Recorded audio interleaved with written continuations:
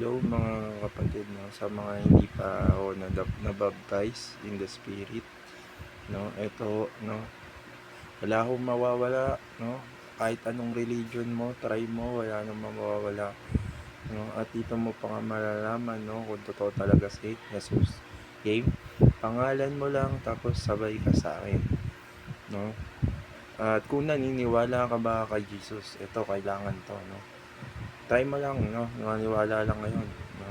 Maniwala ka kay Jesus, sabay ka sa akin, tapos pangalan mo, game. Tapos sasabay ka sa akin, pangalan mo, game. Panginoon, ako po si pangalan mo. Panginoon, humihingi ako ng kapatawaran sa aking mga kasalanan na alam ko at hindi ko alam. At Panginoon, tinatanggap kita na aking maging Panginoon at tagapagligtas. In Jesus' name. Sa ngalan ng Ama, ng Anak, ng Espiritu Santo. Amen.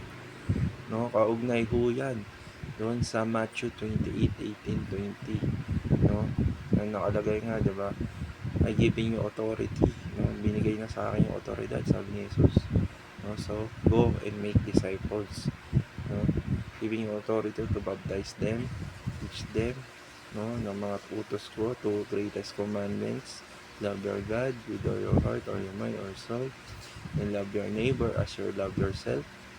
No, yun yung mga two greatest commandments lang, no. Pero kaugnay na rin ho kasi yan, no, dun sa mga kapag nagawa mo na ho yan, madali na lang din yung iba, no. Hindi na kayo na magkakamali pa, no. Kasi nga, una, sinorender mo na yung puso mo sa Kanya. At prinabide ka na ng banal na Espiritu. No? At yan ho yun. No? Kaya nga, kung mapapansin mo, di ba? Bakit sinabi ni Jesus, no, kailangan ng magkaroon ka ng pusong kalooban ng bata na hindi daw makakapasok yung isang tao sa kaharian ng Diyos, no, walang kalooban ng isang bata. At yan yun, mga kapatid, no, kailangan mong mag-humble sa sarili mo, even pastor ho, no, kasi nga may pinagbigyan lang ho siya na to, no, may sugo, no, na binigay ho siya, no, at hindi ko pagmamalaki yun, no. Kasi even kayo, no, pwede naman, kaso yun nga, hindi ko naman din nakalain na ako yung pipiliin niya, di ba? Hindi man ako, no, pwedeng meron din siyang piniling iba, di ba? Hindi ko rin alam, di ba? Pero yun, sinasabi ko lang din kung ano yung sinasabi ng banal na Espiritu sa akin. No, hindi ko ako gumagawa ng para saan, di ba? Unang-una, no, binigay ko na nga yung buong buhay ko para sa Kanya, gagawa pa ba ako? At yun na nga, kung nanggaling na ako sa mga pangyayari sa buhay ko ng ganun, no, gagawa pa ba ako ng ganun?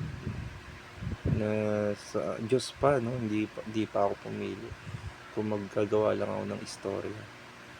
No, unang-una, hindi ko naman plano yung maman ever since, no. Sarap lang kaya ng normal na buhay lang, no? Isipin mo, di ba? Tapos hindi ko rin planong sumikat. Di mo, ang hirap kaya, ang dami nakatingin sa'yo, diba? Pero yun na nga, no, dahil inutusan ako ng Diyos, ginawa ko pa rin. Kasi hindi naman ako tumitingin sa sinasabi ng iba, no. Hindi na ako naapektuhan, no. Ang yung pagmamahal niya, yung nakikita ko lang, yung pagmamahal din niya sa mga tao na yun, yung nakikita ko. Kasi nagpipreach ako, no, sa ibang tao, nagmi-minister, may habang maiiyak ka rin, no, kasi nga nararamdaman mo kung ano yung sinasabi ng banal na Espiritu, na ikaw lang yung pinagdadaluyan nun, no, hindi naman talaga ikaw. Dun mo ma-appreciate at dun mo talagang maiisip, no, yung na ginamit ka talaga ng Diyos, no? Hindi ikaw mismo. Kaya wala ho tayong dapat ipagmalaki, lahat ho nang galing sa Kanya, even mga spiritual na gifts, no? Galing ho sa Kanya. Kala nyo lang, mayabang ako, no? Sa mga sinasabi ko sa social media. No? Oo, mayabang talaga ako dati, no? Yun dun yung kayabangan ko talaga, no? Pero pag may banal na spirito kasi, no, pag nag-i-speak ka ng truth, no, kala kasi nila mayabang yun. Hindi, no, pero kung isipin mo lang din, eventually ikaw rin makakaisip nun eventually. Oo nga, no, totoo nga yung sinasabi niya, no, totoo naman talaga. Even ako, no, abang hindi ko naman alam yung mga salita ng Diyos, unang-una i-condemn ka ng sarili mo, eh. Yun yung unang condemnation na mararanasan. Sarili mo muna bago sa iba, bago ka ma-condemn ng iba. Sarili mo muna yung, hindi nyo alam yun na kayo mismo yung unang ko-condemn sa sarili nyo, kasi maglalaban na yun, eh, yung spirito sa yung old self mo. Yan ho yun. Kaya nga, deny yourself.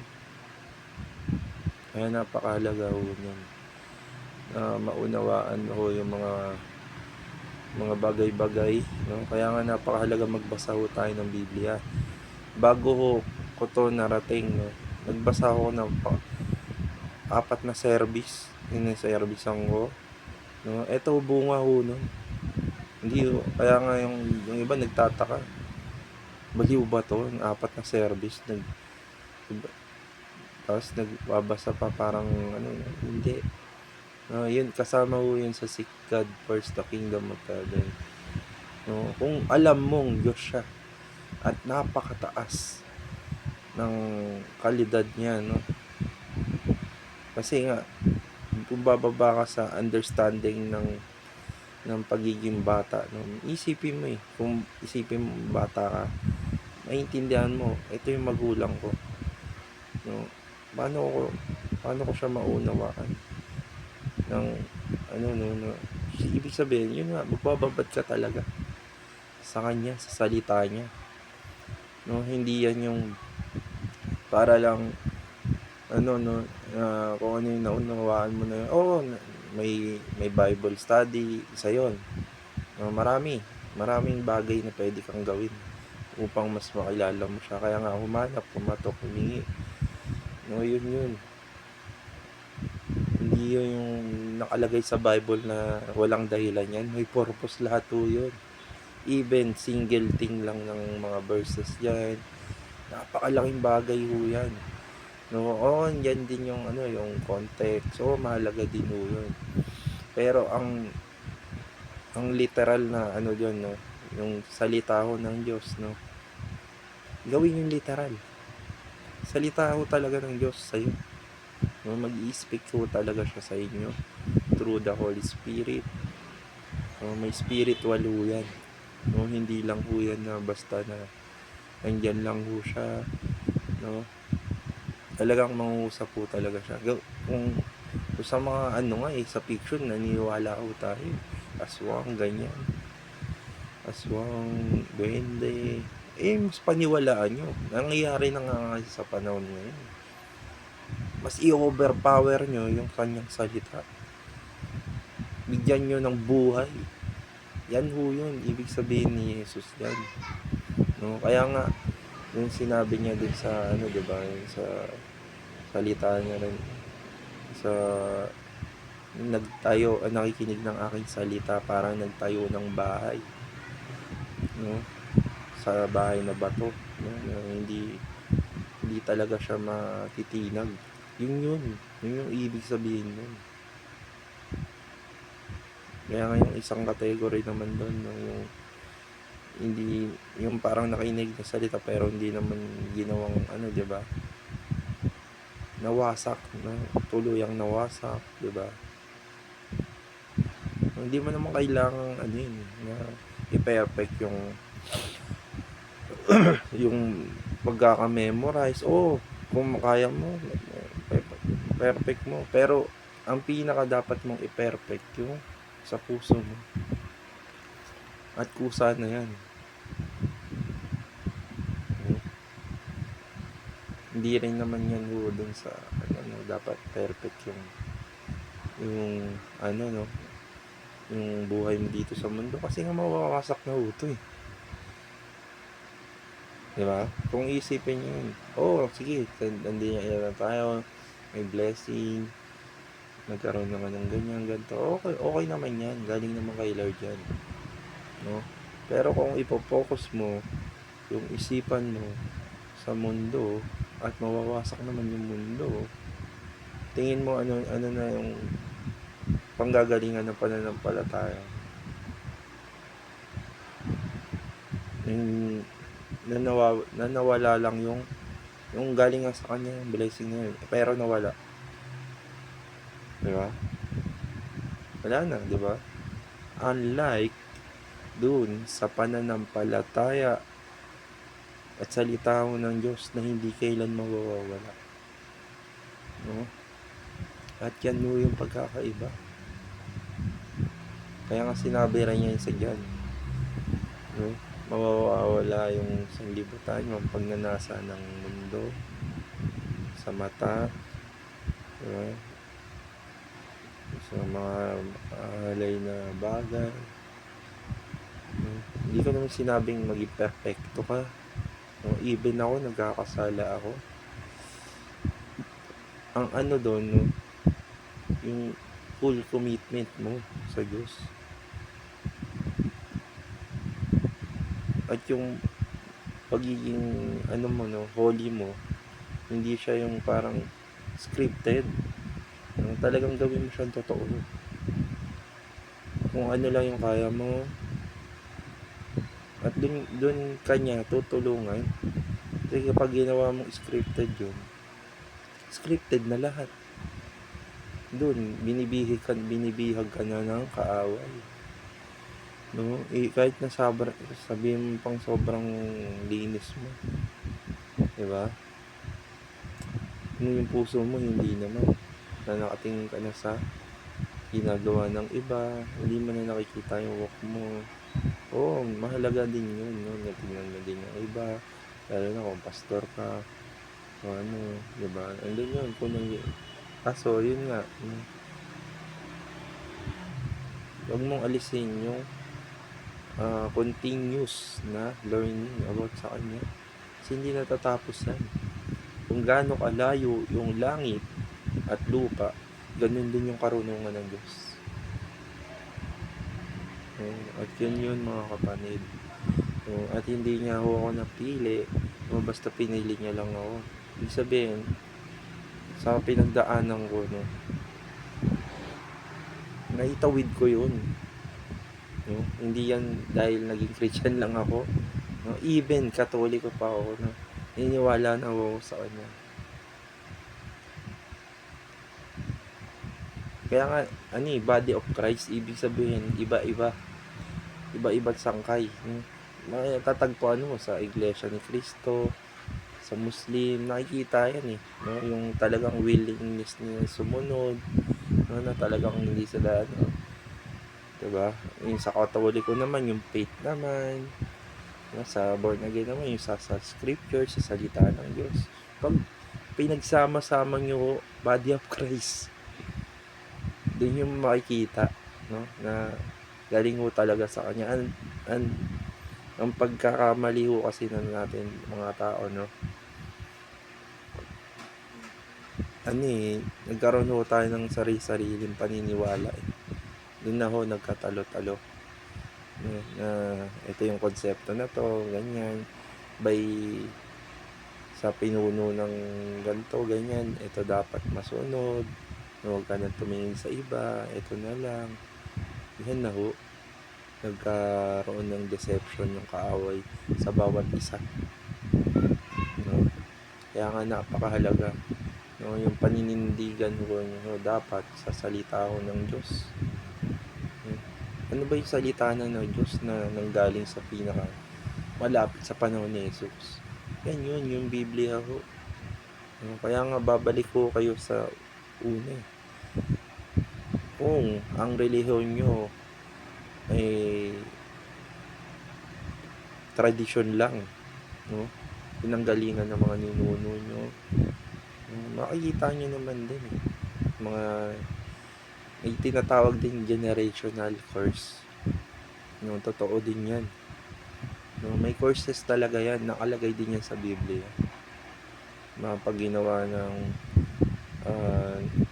ninuno mo ganito, mararanasan nyo yun hanggang hindi kayo humihingi ng gabay sa kanya, nagpe-pray, idadasal, humingi ng tawad sa ginawa ng ninuno mo, hindi ka nag-aalay sa kanya ng kung ano ang ibibigay niyang sa inyo, no? Siya yung magsasabi sa iyo through Holy Spirit. Yun,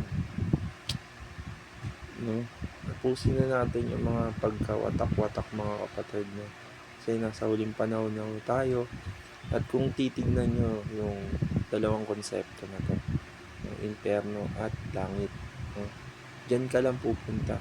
Ngayon, no? Paano ang daan papuntang langit? Paano naman parang hindi ka makapunta sa langit? Balik tayo doon sa John 14:6. He said, I am the way, the truth, and the life. No one comes to Father except through me. No, walang iba. Kaya nga pag pinagsama mo yung John 1:1, John 14:6, yun yung lalabas Ang salita ng Diyos ang daan.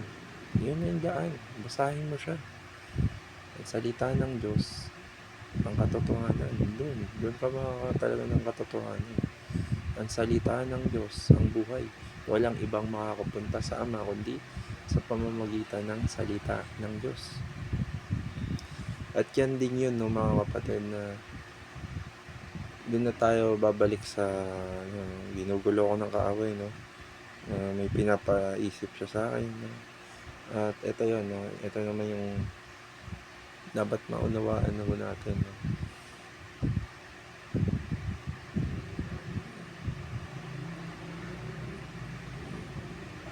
Yun, yung John 14:6, John 1:1, no? Pag pinagsama mo talaga siya, diba?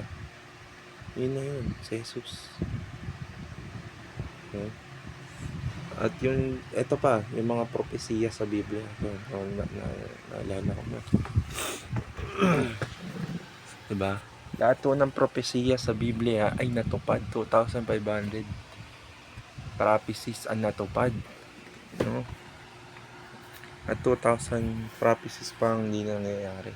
Pero dun pa lang makikita nyo na nagaling ho talaga siya sa Diyos. Kahit itala nyo ho, no, ay tingnan nyo ho, no, lahat ng mga prophecies ng iba't mga tao, no, may sablay. Pero yung Bible, wala. Andun pa lang makikita mo na yan yung tunay na galing sa Diyos, no? Wala nang pagtatalo pa, no?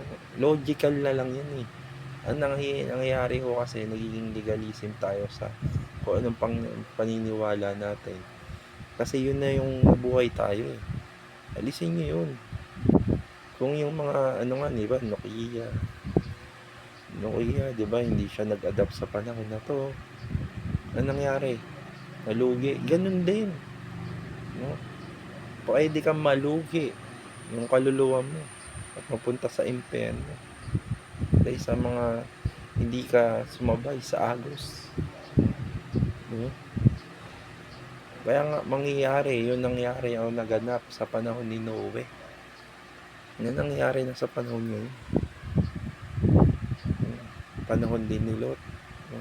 Pero bago yun, matatandaan nyo, no, may pagliligtas yung ginawa yung Diyos, no? Pinaakit niya yung si Noe, yung mga kamag-anak niya sa barko.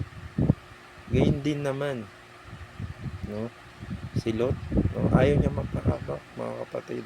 Kayo, lalo na kayo, lahat na naniniwala, no, alam niyo bang inaantay na lang yung bilang, no, ng mga hinirang, no, na ma-sealed of God, yung seal of God na yun. Yan yun, mga kapatid, inaantay na lang. at matutupad na yun. Hindi mo naman kailangan na na isabihin lahat ng Bible verse sa isang tao. Yun lang, yung gospel, John 3:16. Yung pinakamahalaga dyan, 14:6, John 1:1. Yung nagtatanong sila bakit, John 3:20, Romans 3:23, Romans 6:23. Yung mga pinakamahalaga lang. At yun lamang mga kapatid, in Jesus name, amen.